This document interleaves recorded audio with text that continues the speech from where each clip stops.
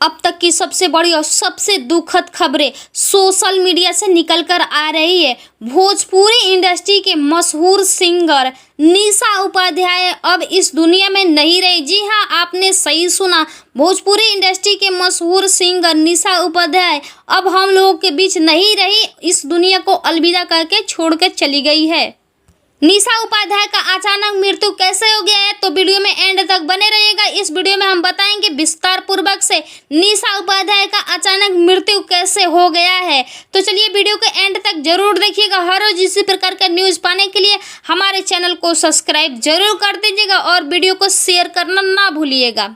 Bhojpuri industry में मशहूर कहे जाने वाली सिंगर निशा उपाध्याय का बिहार के छपरा में ओपिनियन कार्यक्रम के दौरान भोजपुरी इंडस्ट्री के सिंगर निशा उपाध्याय को गोली लग गई है। वह गोली पैर में लगी है। जी हाँ, आपने सही सुना, वह गोली जो है पैर में लगी है और वो खतरे से बाहर है, क्योंकि डॉक्टरों ने उनका जो है गोली जो पैर में लगा था उसे बाहर निकाल दिया है।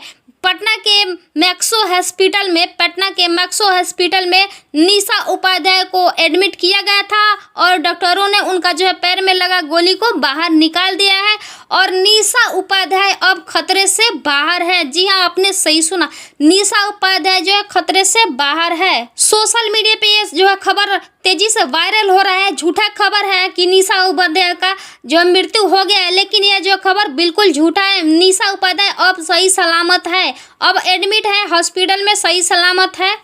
हर रोज इसी प्रकार न्यूज पाने के लिए हमारे चैनल को सब्सक्राइब जरूर कर लीजिएगा। तो चलिए फिर मिलता है अगले इंटरेस्टिंग वीडियो में अगली खबरों की तरफ। तब तक के लिए हमारे चैनल से जुड़े रहें। Thank you for watching my video.